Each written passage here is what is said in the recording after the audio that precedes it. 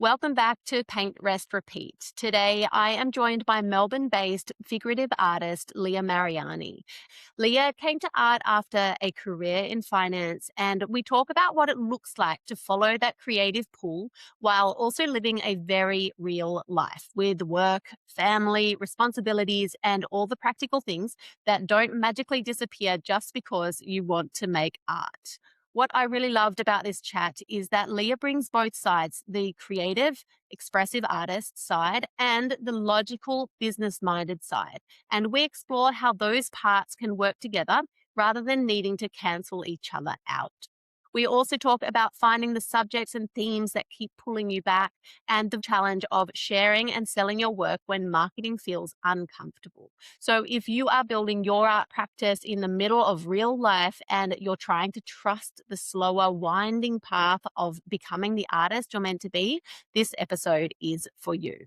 This is episode 116 of the Paint, Rest, Repeat podcast, which means you can find all the relevant links and the show notes over at permissiontopaint.co/podcast 116. Welcome to Paint, Rest, Repeat, the podcast for artists who are ready to ditch the overwhelm, follow their passion, and build a thriving art life on their own terms.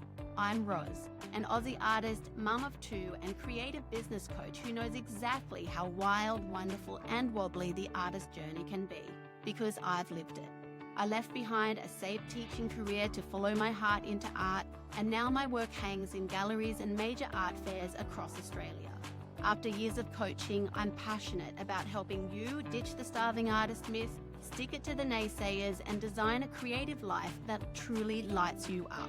So if you're ready for real talk, practical tips, and heartfelt encouragement, you've found your podcast. Hit follow and let's dive in.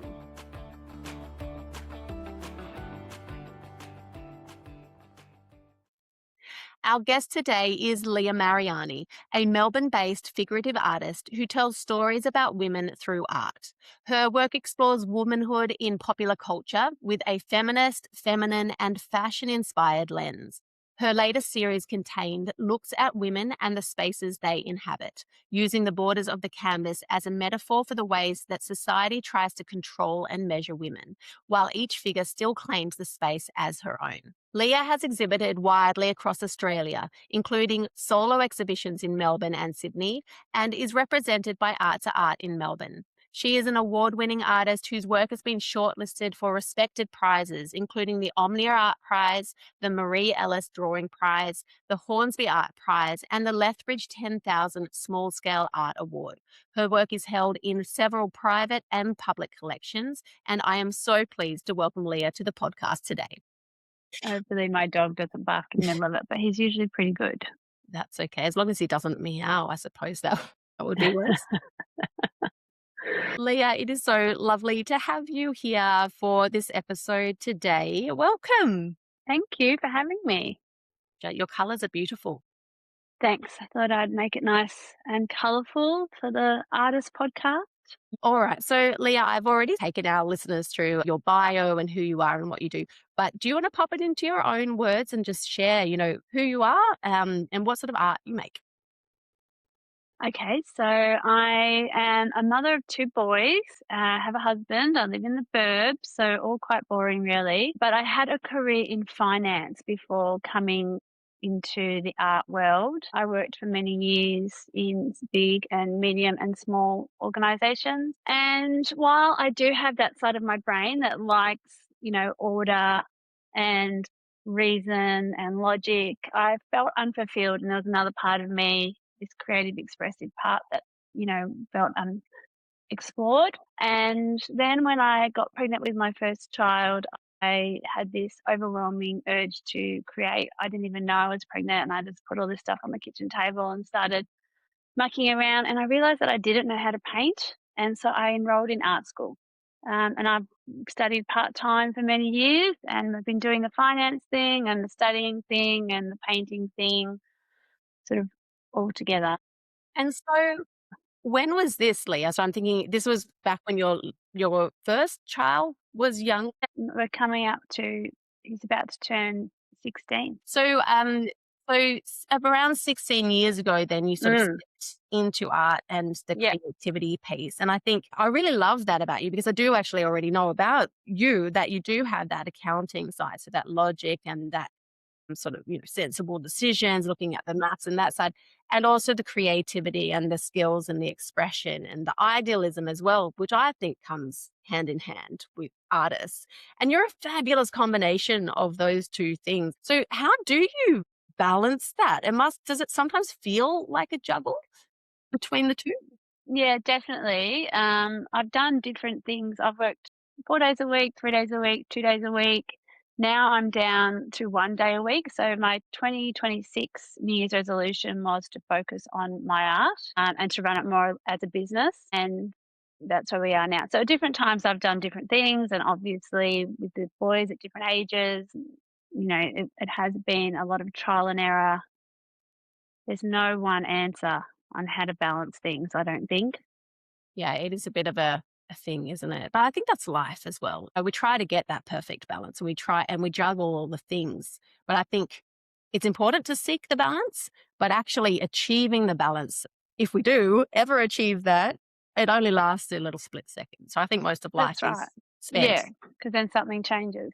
Yeah, Exactly. I do actually quite like the accounting side. Art can be very isolating working by yourself, and it's nice to get out of your own head and to go and solve problems for other people, and to use your brain in a different way and, yeah, to get out of the house. So, yeah, I don't think I could give up either now. Yeah. I like doing both. And variety makes life interesting too. So Yeah, it does, yeah. it's good. Now, just backing up a little bit. So you mentioned around 16 years ago you studied art. So tell me where did you study? What was that like? How did that go for you? I started at CAE. They don't exist anymore. The Centre for Adult Education, and they had this, like, excellent art certificate that went for a year, I think it was full time, that was sort of, like, partially funded by the government. So I did that part-time, quarter time. It took me, like, something like 6 years to do it through, t 2 births. And that was amazing, and then I went from there to VCA. They have a postgraduate certificate, which I also recommend to people. It's a 1-year course, which I did over 2 years. It's mainly at night, so it's geared towards people who have jobs. It's older people 'cause it's postgraduate, and I absolutely love that. So I studied for, like, on and off about 10 years, and I met other artists. It pushes you into different mediums and different techniques, and I love art history, and yeah, so that's how that happened. I love the idea of spreading out study. I don't know if you know this about me, but I love learning. Like I'm addicted Yeah, to learning. And this me too. idea of spreading it out so you can actually take in the information, I really love that concept. Yeah, and I think, like I said before, you sitting at home by yourself painting, you feel like you go stale, or I do anyway. And when you're studying, you're meeting other artists, you're going to other exhibitions, you're challenging your ideas about what art is. Yeah, I find it very fulfilling. Amazing. There's all that input and, Mm, like the artist dates as well, according to, the artist's way. yeah, yeah. I think art is, you obviously outputting a lot, and you really need to make sure that you're filling up as well. I say.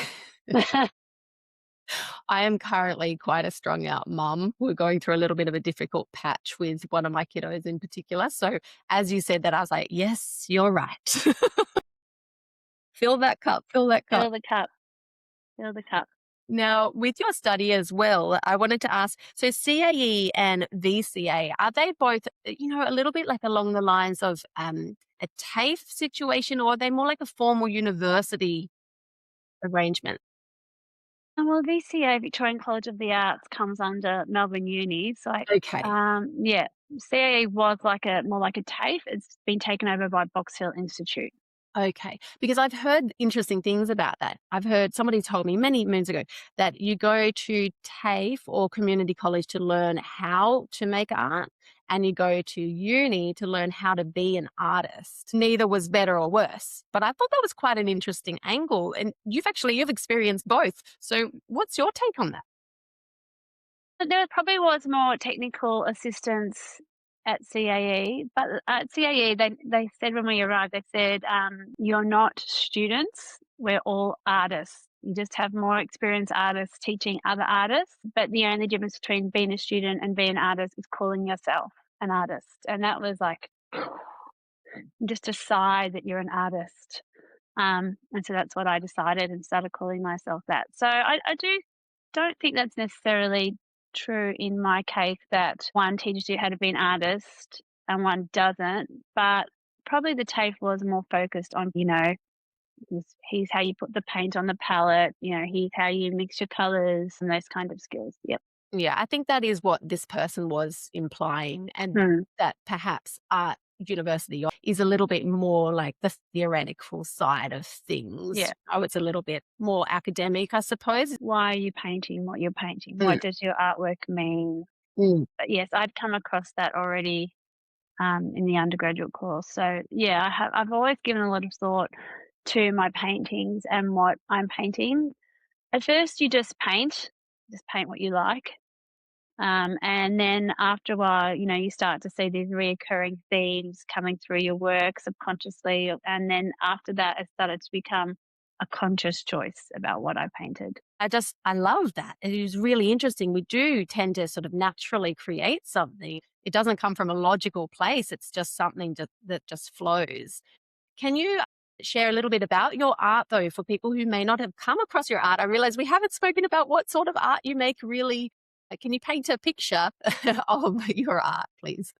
I do figurative art, which means that I paint people. I think it's a bit different from portraiture, which is trying to capture a real life person. I'm just trying to capture an idea about people. When I first started painting, I had young children, obviously. So it was mainly around, I painted my kids, I painted other people's kids, I painted mothers and kids. But now that my boys are older, I really focused on painting women and my experience as a woman, growing up in the 80s and 90s and then going into a male dominated workforce and then becoming a mother and all those identities and how I've thought of myself in the world at those times, being single versus being married, all those things. And I try to capture those things in my artwork, but they're mainly just women over and over again that I paint in different situations, in different configurations. I steal a lot of images from fashion, from advertising,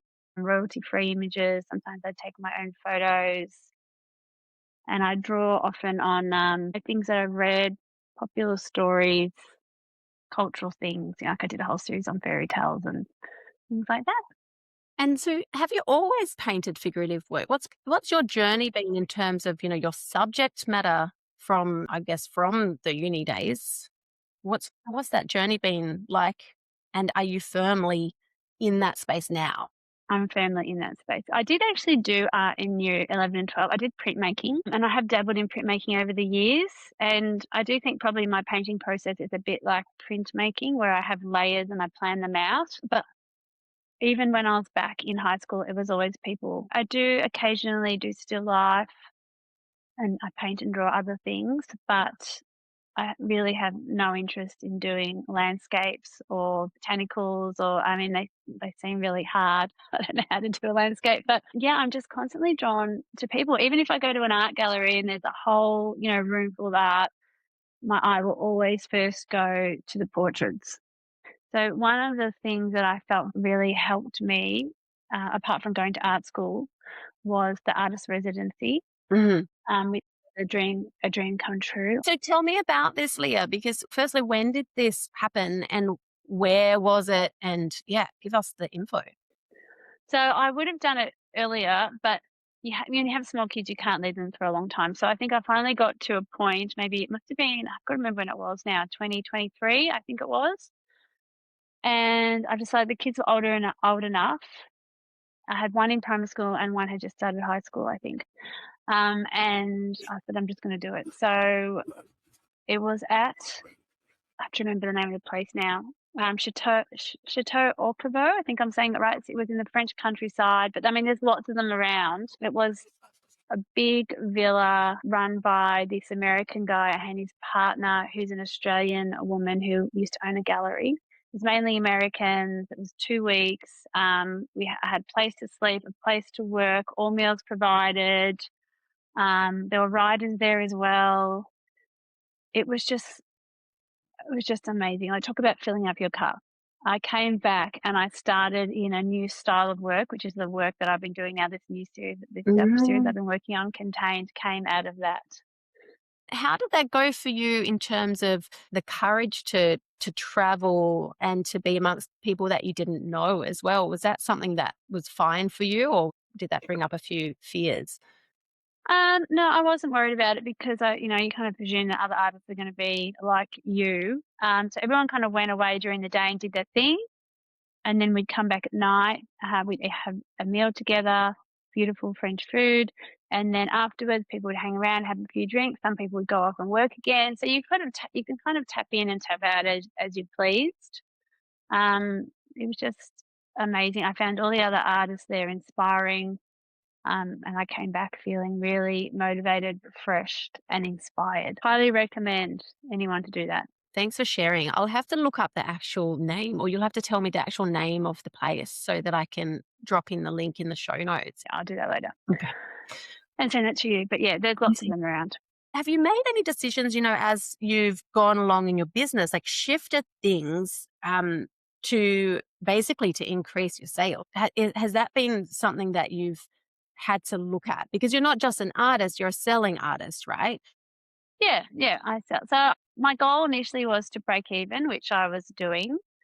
Um, and then this year, like I said, I've tried to make it more like a business. So, using my business brain, applying it to my own art practice.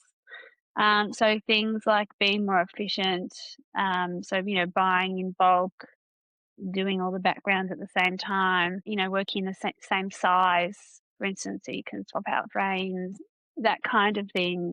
Before it was more like, oh, today I feel like painting this. Today I feel like painting a big painting. Today I feel like painting a small painting. Today I feel like painting in pink, and tomorrow I paint in blue. But now I'm sort of trying to be more consistent and Mm. efficient in the way that I produce the art. And that's more about looking at the cost side of things and trying to keep the costs down. And then on the sales side of things, I've been over the last year sort of slowly pushing my prices up. I am a very slow painter. I am trying to increase my output by being more efficient, but I do like to take my time and think about each piece. Each piece is very different. That's lovely to want to be with the artwork as well. Mm, There are a lot of artists out there who will have basically like a recipe or like a set process and they will churn them out. And I hope that still brings them joy. But I can't imagine not truly connecting with each piece and journeying with it. And it sounds like that's what you do as well. yeah, yeah. So I'd like to paint the backgrounds first. So I'm sort of doing that all together. But then each individual figure, yeah, I take a lot of time with, and they're unique. Yeah, beautiful. Okay, all right. Now you're with a gallery and you sell your work online as well. How have you found the business side of art? How's that going for you? Yeah, so my goal is to sort of have a more direct relationship with my collectors. So last year I did a big overhaul on my website. I changed from, I think I was using Wix to Shopify, um, and have been more consistently sending out newsletters. I used to send them out probably once a quarter. Now I'm sending them out monthly. And so that's another aspect of, I guess, the business side, posting on Instagram more regularly, which I find very, very hard. So I post every week, hopefully 3 times a week, but minimum once a week. So being consistent with updating my website, emailing my list, and posting on Instagram. Yeah, and TikTok and YouTube. Yeah, well, I figure if you're going to take all this time to make a video, you may as well put it everywhere. I also like writing occasionally. I get into a bit of a groove where I'm writing. So I have a blog post. I share my articles in my monthly newsletters. Um, so I'm going to have a go maybe at Substack as well. That's my new project. I love this. It's the everywhere approach, Leah. Yeah. It's a real thing. Like if people have capacity for it, it's great because buyers love to see people or artists in multiple locations. And it really helps with building the credibility and the multiple touch points. So if you have the capacity for it, I think that's fantastic. Well, I write anyway. I write about what I'm painting about. I sort of go do these deep dives, and I stick it on my website, and that's it. Now, for you on your journey, what have some of your biggest challenges been that you've had to navigate? I think marketing as an artist, putting yourself out there, is the absolute hardest thing. Most artists are introverts, so being present on Instagram or social media, even just being present in an art gallery or art fairs, selling your own work. I haven't done much of that. I find the whole thing terrifying. Um, I think that's the hardest challenge is putting yourself out there, selling yourself, selling your work. I mean, making the work is the fun part, right? But my theory has always been right from the start because I wanted to always be break even.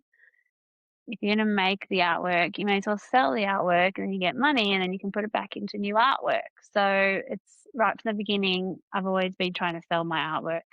Your website is beautiful, by the way. Oh, thank you. Listeners, go and check it out. So leahmariani.com and Shopify as well. So that's a big decision moving, like, was a lot of work, I should say, It was a moving lot of work. websites. Yeah. Has it been worth it? I think so. It was hard to use in the beginning, but it's easy now. I was thinking of doing a big refresh on my website anyway. So I thought may as well do it all at once. So you've got Shopify. I don't know why, but we're going into your tech stack now. So what do you use for your email marketing, Leah? Klaviyo. Yep. Before that, I had Wix, which was also quite good and easy to use. Yes, I just use Instagram edits for all the videos Mhm.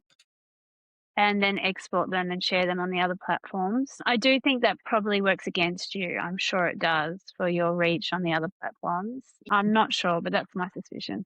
Yeah, I'm a big believer in lowering the barrier. So if you use edits already, let things be a little bit easy, I would say. Yeah, yeah, Yeah. Okay. So you feel like the, biggest problem or challenge for you as an artist so far, on your journey has really been around the marketing piece, the for social media sure. in particular, and the visibility almost that is required. It is a hard piece, and it's really common what you're saying as well. That whole feeling like you're introverted and but needing to be a little bit brave and courageous and talk about yourself as well. That can be really difficult for a lot of artists. Have you like, what has helped you? Do you have, like, 3 golden tips or something that has helped you personally on your journey in regard to that? I do think just getting older Mm, and becoming more confident in yourself and evolving as an artist and becoming more confident in your messaging and why you're doing this and who you're doing it for mm, really helps. yeah, And that's really there's no quick wins with that. It's something that yeah, you need to work through and develop and practice. yeah. It's like we need the opposite of Botox, Botox is designed to, like, make us younger, but you're saying we need o age and wisdom. Agreed. I think about this a lot. Because in year 12, well, my favorite subject was art. I was doing printmaking. And I sort of had this moment where do I want to be an artist or do I want to be an accountant? I mean, I didn't want to be an accountant, but it was my best subject. But well, I'll go with accounting because that's the money winner. I think if I had become an artist first, if I'd gone straight into university and then had to sell my work at the age of, 21, I just don't think I could have done it. Mm. I think you're such a different person, you know? Yeah, so I think all this life experience Mm. has brought me to this point, and I don't think there's any, like, 3 quick wins or anything like that. Well, not for me anyway. Not quick wins, but like things that have worked. I feel like we could, find something in there for you around the visibility because you're doing great, for example. Like you are working really hard to get your Instagram going. And when you do something, you're trying to spread that. Like that is actually a strategy for increased visibility. It is. You might not be giving yourself enough credit actually, Leah, is That's very what nice I'm of you. thinking. Well, one thing I've been doing recently as well, so last 3 years, they're doing a print giveaway once a year. So that's a good way to get people to follow you on Instagram and then people to sign up to your email list to get them off Instagram and onto your website. So that's probably one thing I'd recommend people doing. And you have the Omnia Art Prize opening coming up this Yes, week. I'm a finalist in that prize, which I'm very excited about. I have one work in it. I was in it last year as well, and it opens Friday the 22nd. I do think that the tickets for opening night have sold out, but it's open over the weekend at St. Kevin's College, and it's an excellent exhibition. I really enjoyed it. Quite diverse.